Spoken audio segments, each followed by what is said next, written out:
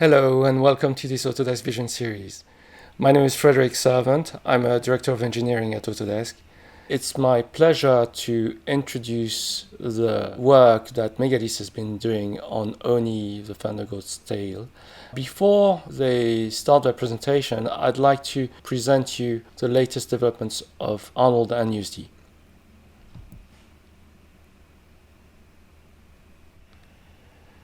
If you're not familiar with Arnold, it's a production renderer that's been around for many years now. It was designed to handle the complexity of VFX, feature animation movies, and really pioneered and popularized path tracing in production. It comes with a very comprehensive C++ Python API, so you can customize it and integrate it in your pipeline. It also now offers both CPU and GPU rendering, and also it's the renderer that ships with Maya and 3ds Max by default. It's the default renderer in these packages.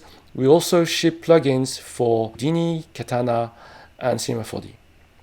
In recognition for its pioneering role, the Arnold team was awarded with Technical Emmy last year, and we're very proud of this. Ever since we started working on USD, we have decided to open source our components, and they're available on GitHub at this address, github.com/autodesk/arnold-usd. And that means that not only do you have access to the source code of the components I'm about to describe, but also the development process itself is open. This means that you have access to the backlog.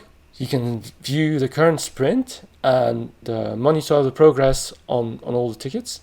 You also have access to the priorities. So this is open source. We very much welcome all your contributions to this repo. That means that you can file bug reports, requests for enhancements. You can also submit pull requests if you feel like it. One of our goals with Arnold USD was to be able to represent everything that Arnold can render. So that means all the Arnold shaders, all the Arnold specific shapes, all the lights, and also specific nodes such as operators in USD. We've extended USD so that you can represent everything that is Arnold specific and leverage the power of USD in your pipeline to manipulate anything that is Arnold specific. We also have to extend Hydra to be able to represent those extensions and update them interactively. There's many ways for Arnold to ingest USD data. The first and most straightforward way is to directly render a USD file. You can do this because USD is a registered file format for Arnold data. That means that everywhere you can load and save an AS file, you can do the same with a USD file. The second way to import USD data in Arnold is to use a procedural. Procedurals are called stand-ins in Maya. The same way you would load an Alembic file, you can do the same with USD. So that means that the workflows and the tools that work with an Alembic files will work the same with USD files. As you can see here, you can load a USD file, introspect, so have a look at the hierarchy in this USD file, and at any level override a parameter, assign shaders, assign operators. So it's really the same workflow as with Alembic files. Again, a very lightweight way to enter the USD word. This is available in all our plugins. Now the third way is to use the Hydra render delegate. So in any application that supports Hydra, well, you have access to this render delegate, which means that you can see interactively changes in the USD stage reflected in a rendered viewport. Now let's pause a little bit and explain how those methods relate to one another. I have to explain this very often, so I just want to make sure everybody understands. Here's a small diagram, very simplified diagram of the different data models involved when rendering USD with Arnold. Your application is going to produce USD data and manipulate it. And at some point, there's going to be two choices. Either you render directly this USD data to Arnold.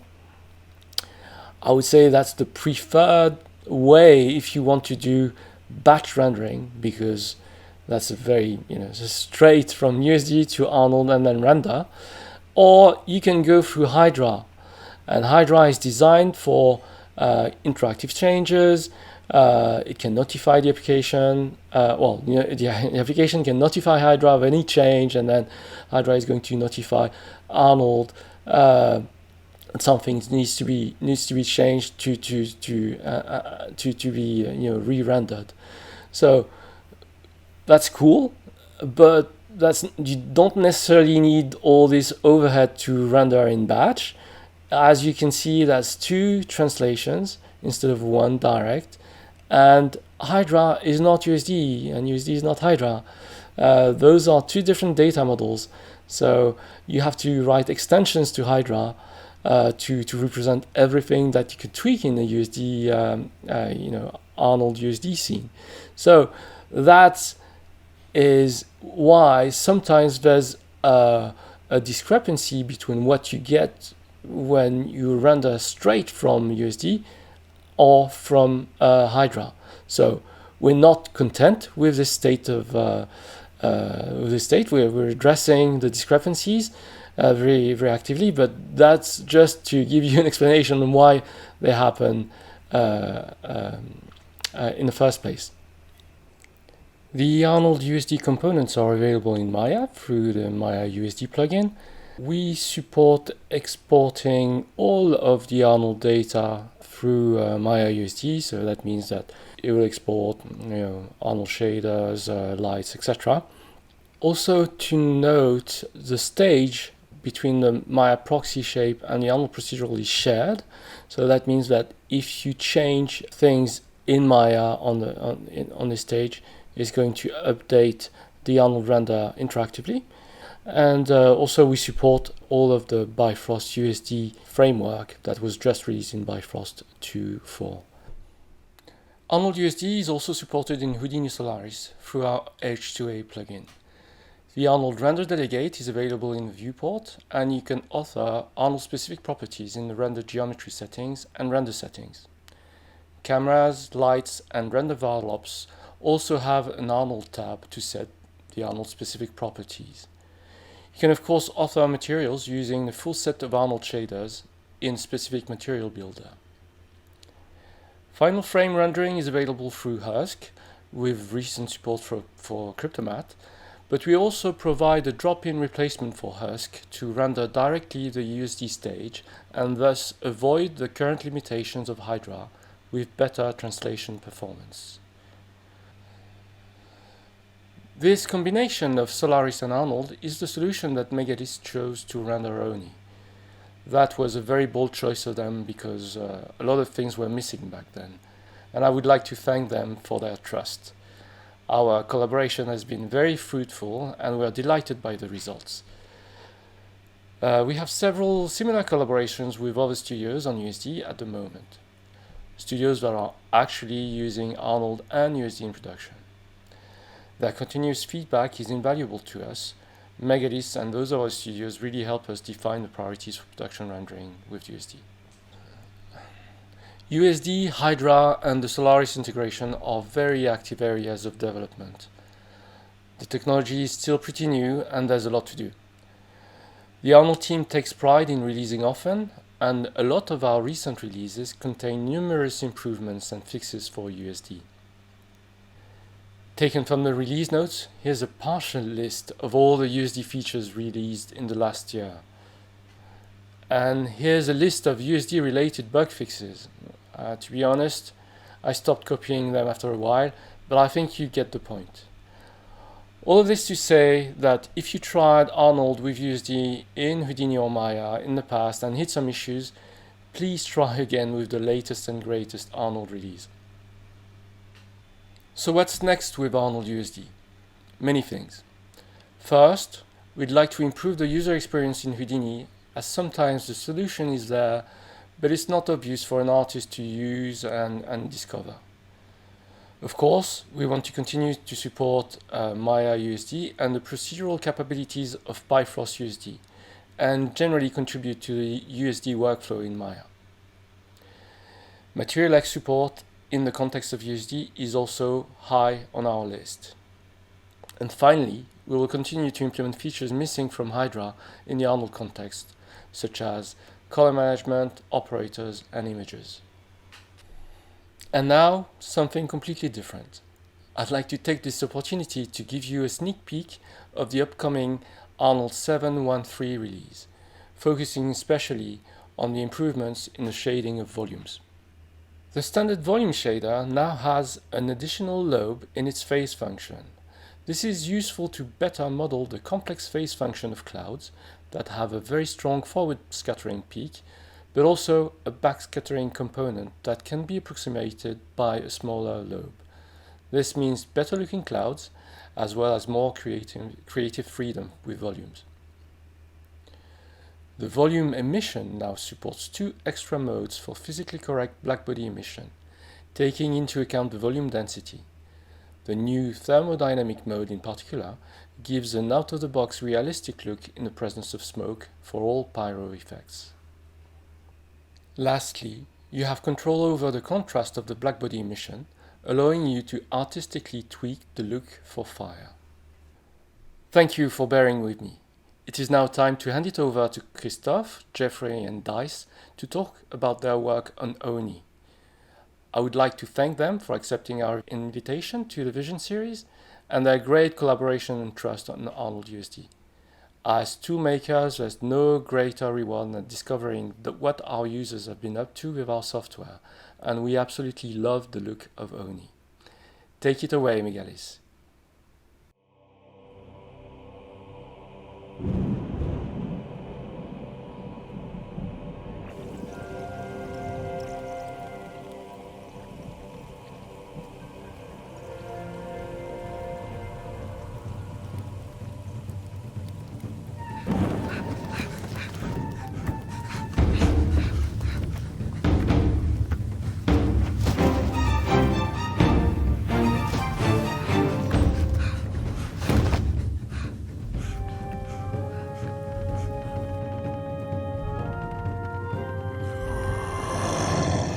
The Oni! They're coming! We don't stand a chance. Go get help. I'll slow them down.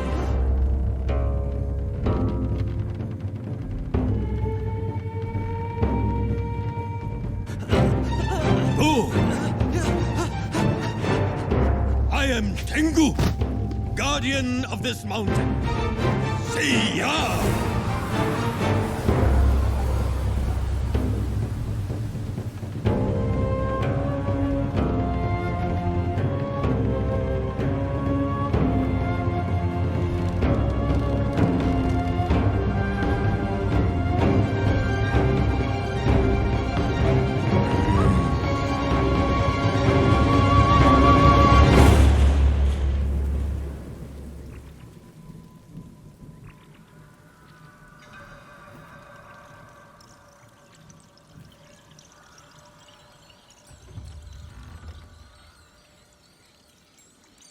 Thank you, Fred, and thank you to Artis for having us be a part of the Vision series here in SIGGRAPH 22. We're excited to talk to you a little bit about our new project, ONI, and our studio here in Tokyo, Japan, Megalis VFX. My name is Jeffrey Dillinger. I'm the head of CG here at Megalis and the digital effects supervisor on ONI. I'm Christophe Rodo. I'm the head of studio at Megalis, and I was a VFX supervisor on ONI. So Chris, we're here in Tokyo, Japan. Do you want to share a little bit about how that came to be? Yeah, so basically, over 10 years ago, I met Daniel Perez in ILM Singapore. He was a FXer. I was in FX on another branch, and we met through our love for Japan, basically. And over the years, we had our career. I went to Japan for my family, and he had a plan to make a company in Japan. So at some point, I mean, we always kept talking. He asked me to be a part of it, and the idea was to make a high-end VFX company in Japan, which I jumped in. Right. So early on, starting a company, lots of challenges, building a pipeline from scratch. getting work. Yep. Obviously, tell us a little bit about those early days. Yeah, the early days is basically we worked with Blur Studio. We were doing some cinematic work. We worked for Netflix as well. Actually, with Blur Studio on the Love, Death and Robots. We worked on a few things, and at some points we got proposed to do a pilot for Oni. So originally, Oni was meant to be stop motion. Tonka House came to you guys, and they were working with Dwarf Studios, and they wanted Mechalist to basically do the CG set extension, whatever else needs to be involved, painting out, for creating this stop motion project. Yeah, we had I think the biggest CG part was the cloud sequence, where it was basically full CG except the characters. Yeah. For the rest, it was a lot of enhancements, like a bit of love in comp. Right.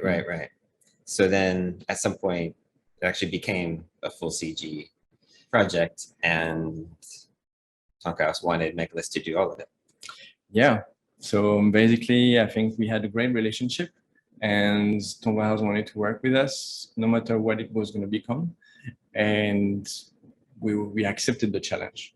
So only 2 years after starting this little studio, you're going to take on a full CG feature, basically. That's pretty much it. Yeah. So, what extra steps do you need to be able to accomplish that? Yeah, one of the biggest one is our asset workflow. It's you know, at this time, every little project you can do a few things. You can put things together, but the asset workflow is like, okay, from doing 3 assets in a project, we need to do thousands of them. Right. So we had, we needed this little part which needs to be super solid. So beyond these technical challenges, once overcome, there were the artistic, creative challenges, trying to get the look that you want from this, and matching the look that the director is going for in the project. So actually, to talk about those challenges a little bit, we have the director here with us today, Dice Tsumi. Welcome, Dice. Hey, Dice. Thanks for having me here. Thanks for joining us. Thanks for joining. Yeah, we were hoping you could discuss a little bit about your concerns, like some of the visual challenges you anticipated when you decided to do it as like a full CG feature. Well, initially we were preparing this project to be a stop motion project, and we were already working with you guys as the CG sort of effects part of the production to help the stop motion show.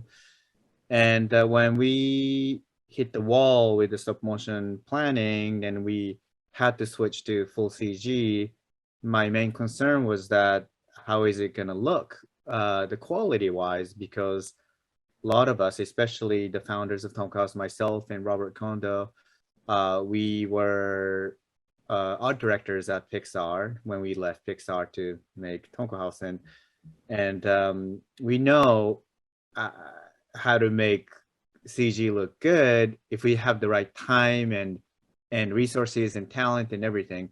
We had no doubt about the talent that you guys had, but in terms of the time schedule, in terms of the amount of work that we were asking you to do, we felt this would be an impossible task to make it look really good, that we are used to, which is Pixar. So we didn't want to do one of those like a really typical like a CG production that don't quite hold up to make the world believable, but also we just didn't know how to make it work. You mentioned the world. Could you talk a little bit about the world, the sort of the inspiration for the world that the story takes place in? So some of us went to Yakushima, the southern part of this, one of the oldest forests in the world, and definitely in Japan. It's a sacred forest, and the fact that our story takes place so much in this ancient forest that we had to go there to really take in this beautiful spiritual world. When we went there, it was so beautiful, so powerful that I had to text Robert. Didn't go, but I texted Robert because I was sending photos every second, and I was telling Robert, hey, can we just do this? This is what I want to do, and we don't have to do any fancy design. This is the perfect design. And he said, this is the most difficult thing to do in CG. Even a place like Pixar, we struggle so much to realize this rich, organic environment. Yeah, we actually took a trip there ourselves as well. I'd been there before. Yeah, it's a stunning place, and this is even before the project. And I was very moved by it as well. So as soon as I heard that that was the idea, I was going back through all my photos from my trip there as well. And yeah, it's really a special place. Yeah, when the show was like, when we knew we are gonna do the show, we're like, okay, we need to go there and touch the moss. Lots of moss. Yeah, Yeah. a lot of moss. So another obviously very important part about the project is the characters and the design of the characters. So when you were doing it, you actually created the stop motion characters.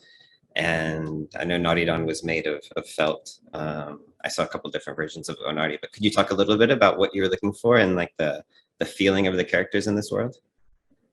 Yeah, one thing that I fell in love with when we were making in the stop motion medium was the feeling that that you can create the magic of animation with objects that are tactile, that are something that you can feel that it's real, not just visually real, but it's almost like it feels real, like you can touch it, you can really feel that it's there.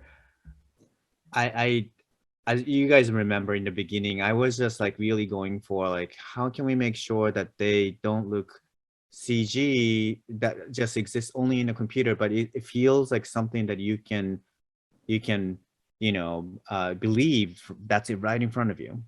And that's something that I just kept pushing, especially with our characters. And actually, this is something where I believe in many series. Groom is not even a question most of the time, or you either find a very geometric way to make groom. And it felt like, okay, for this project, if we want to make it look like we can touch it, we're going to need proper groom. The biggest thing we're going to need to make it look like felt is actually, well, pitch fuzz and all that sort of things.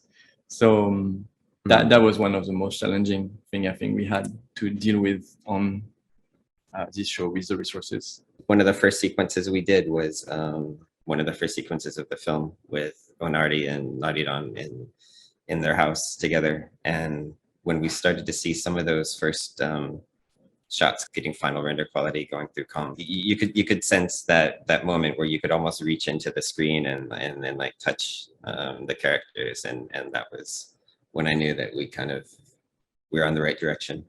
Thanks, Dice, for joining us. I'm sure you're super busy, so we don't want to keep you too long. We all have a show to finish. Thank you so much for having me. I'm very excited.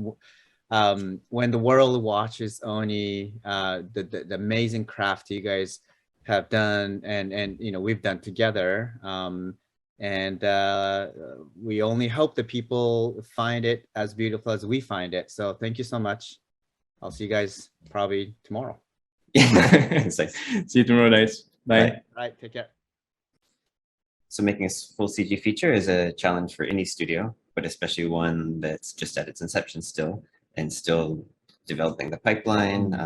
I was actually at Sony ImageWorks when we started Sony Pictures Animation, and before we did the first project, Open Season, they did a little animated feature called the Chub Chubs, and a big part of that was, figuring out how to get the pipeline like set up for this large project. Megalith's much smaller than Sony. So could you talk a little bit about how you did that? I understand you did something similar, tried to do something small first. And yeah. So I did a lot of pipeline in the past, and I think it's probably coming from an artist background. One big thing about pipeline to me has always been about trying to give time to the artists to debug less and do more artistic work.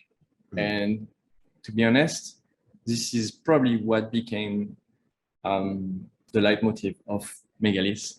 as well as this specific project, because you have a project, it's going to be super challenging, but you still want to give it the best, but you don't want to make it impossible. So how do you make it possible? Well, maybe first by removing all the constraints. And so we did this little full CG test before like anything to actually be like, can we do this full CG? And what were some of the challenges you had to overcome in that one? Yeah, so this one basically we made the most, which was one of the big questions. Can we do that? So we worked with Tonka House for this one. We had like one camera static, a little environment, a character jumping around, and just getting the feel of what it could look like in CG. And this is basically what actually got us to be like, okay, we can do that. And I think Tonka House, Netflix, everybody was on board, and that's how we started. And did you use USD for this small So pilot? no, that's a good question. At this time, basically, this was like, we knew that to be able to do a project of that size, we have to develop our asset workflow. Now, for many years, we've been thinking about all of our tools. We have built a core pipeline that helps us handling different kind of system, different kind of situation, potentially changing completely every single path of project while using everything, all the same tools. Now the assets are something special because you have to contain them in Houdini or in Maya, or like you have to find a way, how can we actually keep that contained? And I know that in many situations, well, people would actually build their own package. And this is where USD comes in. The first time we look at it was 2016, I think. And at the time, obviously, it was not implemented in softwares yet. It didn't feel like, okay, it's probably a long way to go, but let's keep an eye on it. Meanwhile, we were actually doing something similar on our own, just because we had the need for it to go from Max to Houdini, for example, things like that. But when Solari came out, I think the first announcement was in 2019. That was the perfect timing. That was exactly when we knew that, okay, there is probably a lot of assets coming. USD is finally coming out. Solaris is here. Very early stage, but we were like, that's probably going to be the way. We have been working with Houdini for so many years that we have this trust that even if something is better, we're going to, it's going to work out. And so we bet on it. Obviously, it felt like the easiest way to actually package in one file information about texture, geometry, room, effects, everything, lights, everything that you could imagine can be contained in files. So we could make templates. We could solve completely how we publish things instead of having to create our own package, which was obviously a huge time saver. So the next decision to make about the pipeline was which render to use, obviously. So within Solaris at the time, certainly Karma was, it had been announced, but it probably wasn't quite ready for production yet. RenderMan would have been an obvious choice. I have a lot of experience with RenderMan myself. You would think the implementation would have been good, but maybe it was still a bit early. It was early. It was still early, surprisingly. And I know Redshift was quite popular at the time in Solaris. And Redshift actually had probably like, it felt like, oh, it's working, everything is working. Right. But changing to GPU and with a heavy environment, it felt like, maybe it's not yet what we are going to use. And without experience, I might have had concerns about if we were going to be able to get the look that we wanted, especially for the characters. Then there's Arnold, which I also had experience with. I knew Arnold would be able to render these characters fine. Arnold could handle the large environment. But what was its status in Solaris at the time? At the time, Arnold didn't have deep render, couldn't render hair. There's a few, as a least, light group, a few things that you really want to have to be able to do the show. And so we look at that and we're like, okay, let's do it with Arnold. And so the reason for that is because we have this relation with the team at Autodesk, and we talk together. We say, guys, we have this amazing project. We really want to do it with Solaris and Arnold. Can you help us? Can you make happen the things that we cannot feel like we can count on without an army of developer in-house, without that much support online, probably none. So the Arnold team was actually amazing and helped us. We got here in a couple of weeks. We got deep in a couple of months. We got everything we wanted in a few months. We had like everything that made us feel like we can do the show. We're good. And then over the time, we still had support for anything that was not working or broken. And that was amazing. Like we could have not done it without the Arnold team. So thank you guys. Before we wrap up here, I really want to talk about our team here at Megalith a little bit, and a little bit about why USD and Arnold really kind of helped us get this project done. To be honest, we were a little bit limited for multiple reasons on how many people we could bring in to the country and the company both. So we had a very small team. When you watch the credits, you're not going to see that many names, and that's not a mistake. We were really a small team, and lighting wise, a lot of people hadn't lit in production before. Yep. And keeping things simple was the key. We had a lot of great artists that knew how to make nice images. They had great color scripts to work with.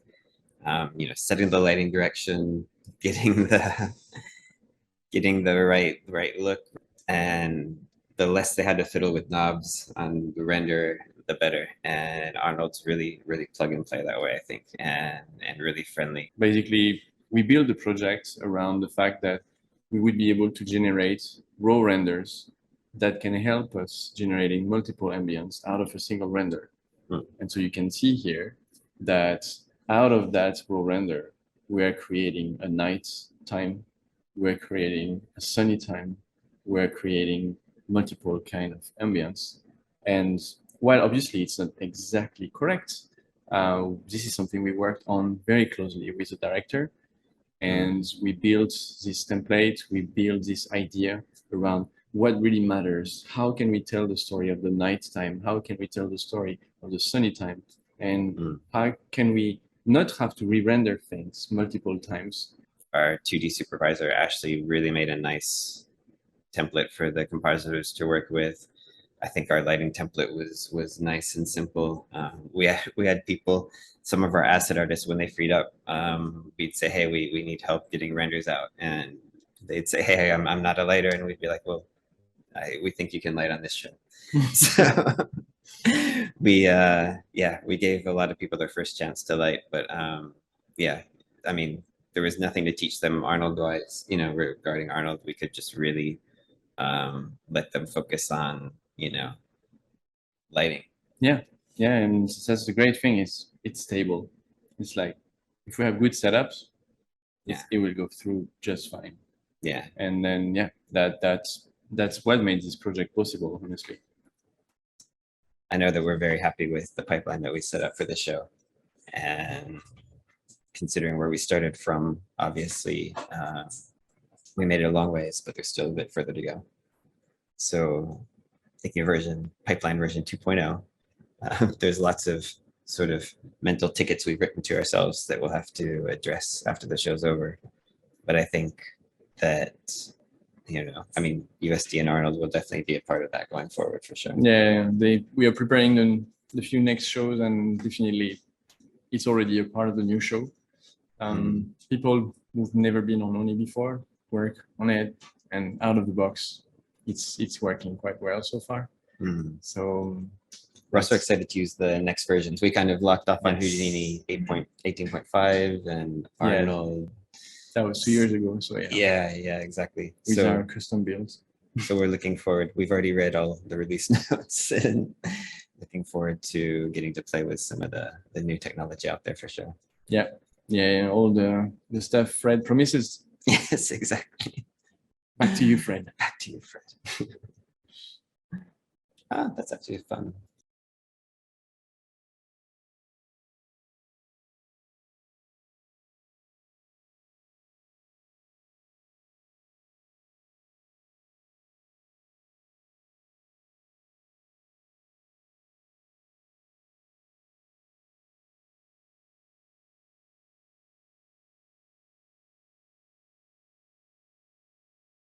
What an inspiring presentation, and congratulations on your work on Oni. It is now time for us to take questions.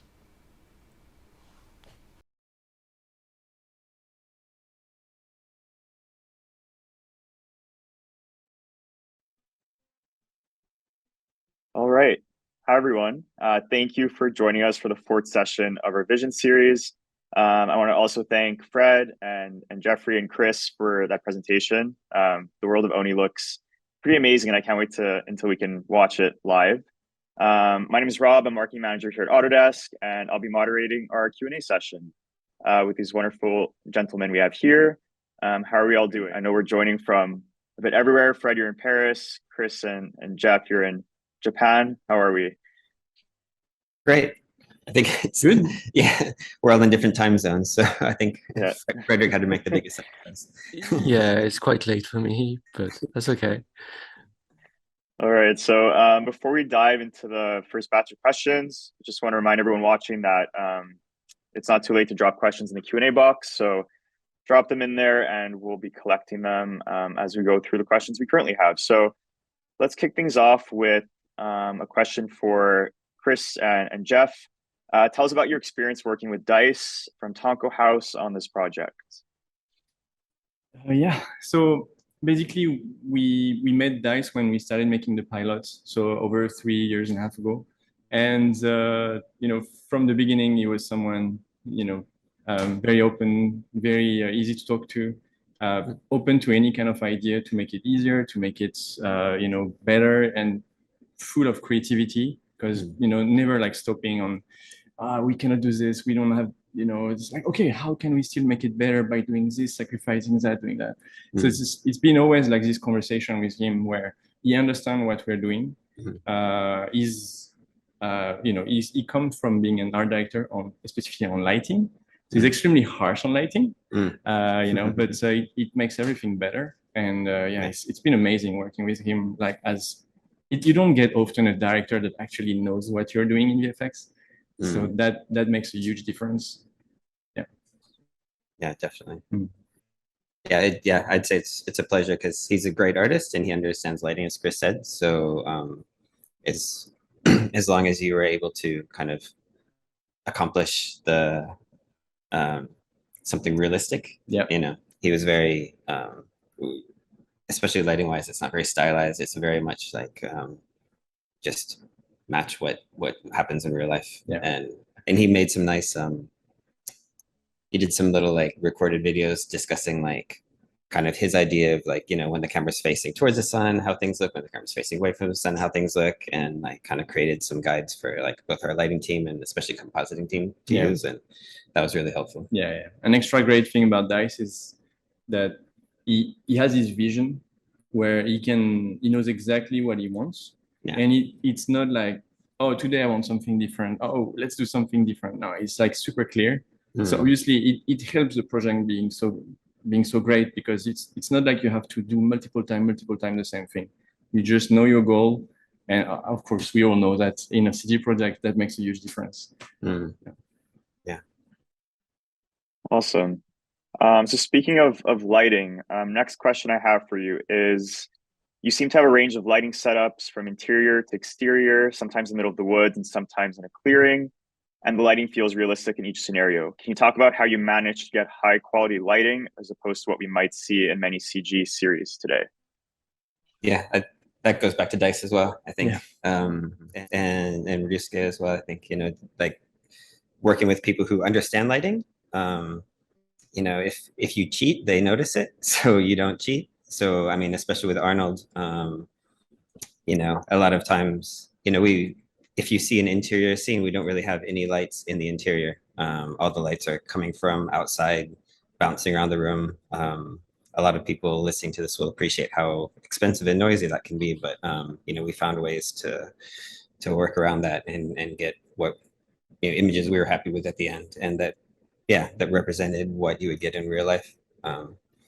Like where we're sequences where it's the sun's coming up in the morning, so what color is the light going to be, kind of how broad is it, how is it going to move around the room, things like that. We're able to kind of trust the render, I think, to give us that. And yeah, we always ended up with like, still had some nice details in the shadows, even in like contrasty scenes, and it was really yeah. Yeah, If you is want to that add to that. no? Yeah, that was a huge part of the project. To how do you make a director who has such a high expectation on lighting, satisfied with a full CG project that basically we really have to run with it. We have to make it as optimized as possible. And if you saw the detail of the environment, it's not fast to render. We don't want to render that multiple times. We cannot afford it. So, it's like our lighting setup is extremely simple and at the same time quite powerful, because it gives all the control to compositing as well, to grade the image, to basically take any situation and make it look like another one. And obviously, we work quite close with our whole team to make sure we have everything we need to be able to do that. Yeah. Yeah. Like the very first scene we kind of did, work towards, I guess, final lighting was a scene where the camera is inside this cave and there's no artificial lighting in the cave. And you can see towards the window, that's the main source of light. And the character is, you're looking at her shadow side. And so it was a big challenge, how do we get the quality that we want with, obviously, where's the light coming from? It's, it's kind of bouncing all over this space. And that took a while, but once we got that, I think we had pretty much confidence that, from there we could kind of proceed forward.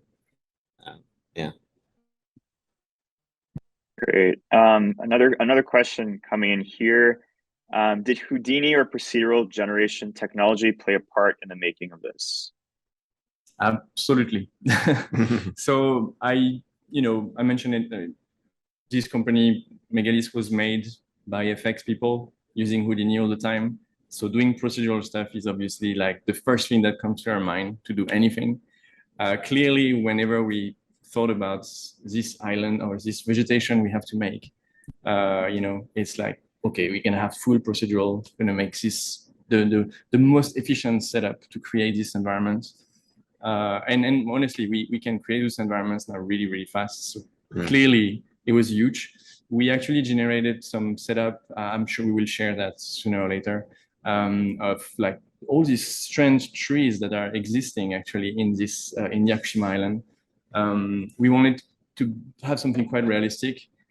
And actually, very interestingly, when you walk there, you're like, oh, if you do this in CG, it's never gonna. People are not going to believe this exists. So we had to tune down a bit on how far we were going to. But we have a bunch of tools that create generally, a tree with 1, 2, 3 trunks. It doesn't matter.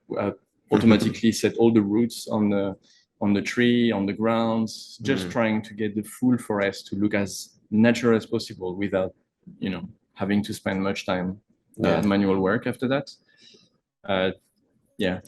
Except for the mushrooms. Yeah, the trees also have this like interesting sort of twist, and like a lot of the artwork we got early on was kind of defining like, these kind of very what look like stylized trees, but that's just what you see down there. Yeah. So it was that was a lot of fun. Yeah, fun to recreate that. Yeah.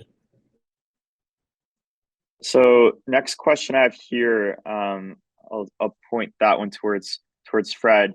Can we expect any major improvements in Arnold Core, like caustics, non-homogeneous scattering, spectral color mode, and node-based OSL editing?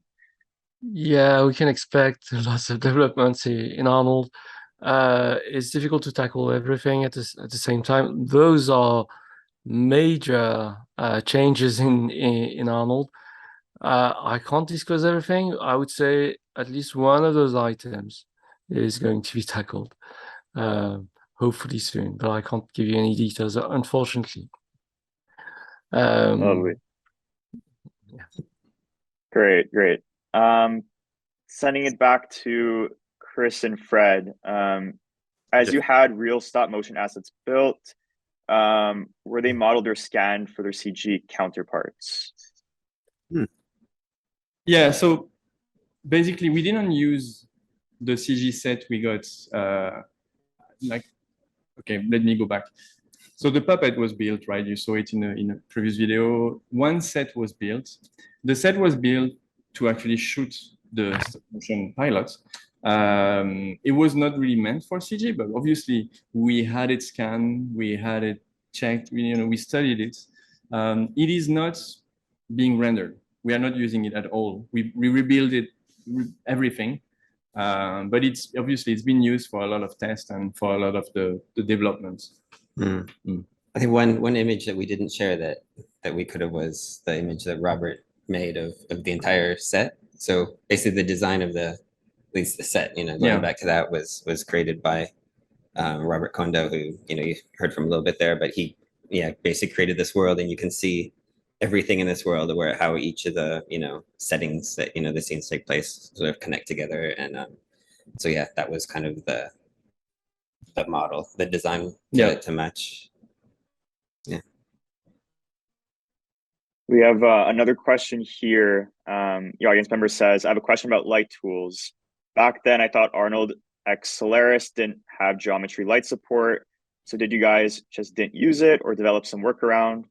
Also, light filter wasn't completely supported too, like light decay and blocker / GOBO. Back then, yeah. Yeah, so it's true. At the beginning, there was a few things that were missing. But obviously that comes from our relation, how much we talk with the Arnold team. We actually got light group during that period. We didn't get geometry light, but there is a trick. It's actually to export an ASS in a normal Arnold and use it in Solaris. So that's one trick we used. And on the other side, obviously we used emission. And in the end, actually, we also created some extra light to compensate for that. But it was a mix of a few tricks. But the ASS export used in Solaris actually works great. I don't know if we still need that though. Maybe not. No, it's been improved. So I really want to thank you guys for trusting us and rolling with our workarounds, because back then it was pretty rough. But you really helped us redefine what the priorities were, what you needed, what were the roadblocks for your production. And we took this into account when developing the many things that were missing in our support for Solaris. So now we can do mesh lights directly, hopefully. You're welcome. So the questions keep coming. I have another one for you, Chris and Jeff. Did artists use Arnold GPU or CPU during look development? What was used for final renders?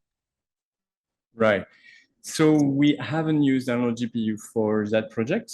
Obviously, we use Arnold in Solaris, so it's to talk about the entire project. We basically use Arnold in Solaris from the first second. So we ingest textures in Houdini, and from that, it's all 100% in Solaris. We don't go anywhere else. We don't use any other tool. We just deal with the potential issue that happened at the very beginning in the early developments. But it's quite stable. We, as much as it was early, we just made it as smooth as possible. And it makes, you can see that some people who don't have that much shading experience actually can work really fast, really easily. Because, once it's set up, you just flow with it. Yeah, like you said, people find their workarounds to make things work. Interactively, obviously, we're not going to turn on all the set dressing and the moss. There's kind of ways that you can kind of in the the characters were fine. Even with all the hair, we could render interactively pretty easily. So I have more of a fun question here for you.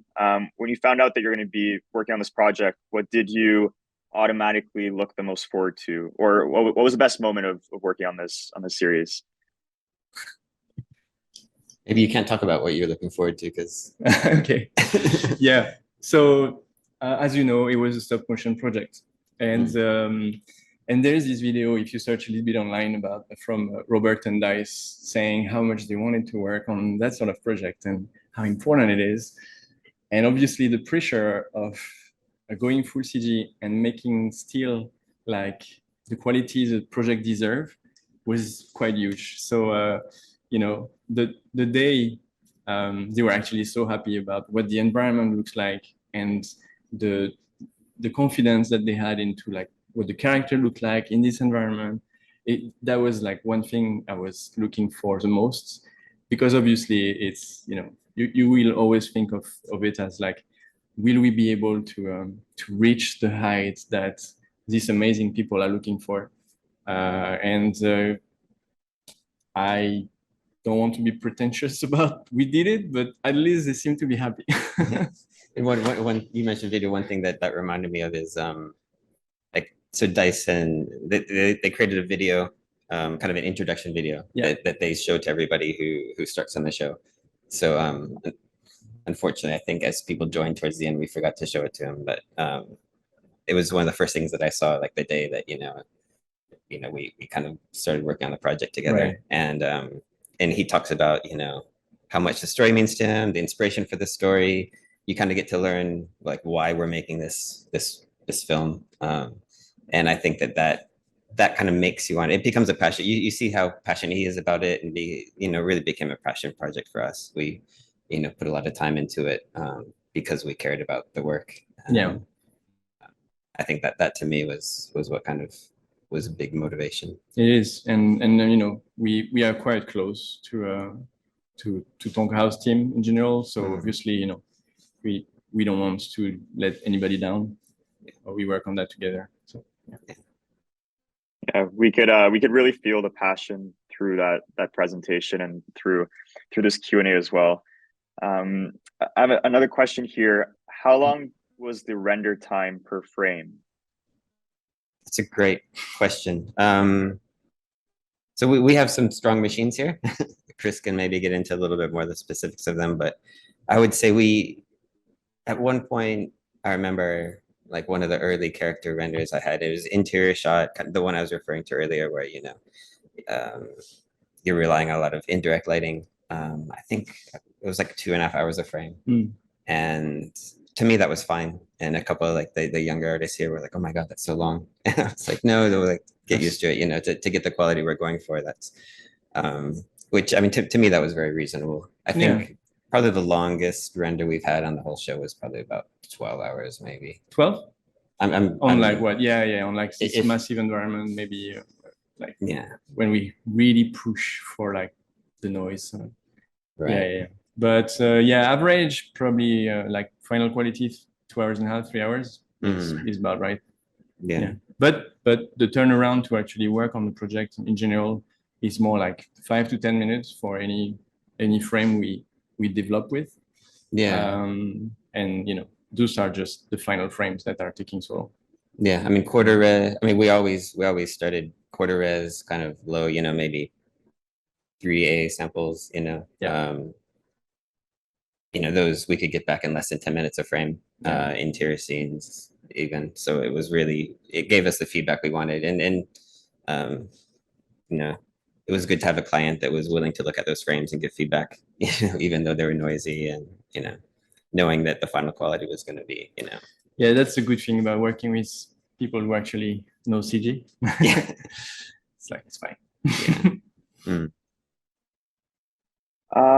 Another question here for you. Do you have any specific custom shaders that you use on the show, or is it based on Arnold's standard features? Arnold standard features. Yeah, we really didn't have a shading team. We had a friend and coworker that we worked with called Mong, who we both met at ILM, and he set up sort of an Uber shader for us that we pretty much used for everything. The only times we had to get specific were adding layers of like wetness layers and things like that, where we had to go in and kind of tweak some things. The lanterns, I think you see the lanterns and the trailer, like getting sort of the transmissive. It says that those like Japanese paper lanterns, to get the quality we wanted on that. We kind of went in and played around a bit, but yeah, for the most part, it was like the standard Arnold surface shader. Yep. Perfect. So I think that's all the time we have for questions. Any last words before we say goodbye? Either Fred or Chris or Jeff. Well, Thank you, guys. I look forward to the next collaboration and the continued collaboration on GSD and Solaris. You've been super helpful. Yeah, and sorry you had to deal with the workarounds. Hopefully the next project is going to be in a much better shape. Yeah, we look forward to the just released version of Arnold. Will be thanks. very soon. I know. Thanks. Yeah, it was a pleasure working with you guys. Yeah, absolutely. And, yeah, I know we're gonna talk soon. Oh yeah. Great. Thank you, Robert. Perfect. Thank Yeah, you. I was looking forward to seeing the series. Thank you again for the presentation and for the questions and answers. And for everyone watching, I hope to see you at the upcoming sessions happening tomorrow. But until then, I hope you have a good morning or afternoon or night, depending on where you are around the world. So thanks everyone. Thank you. Thank you. Cheers.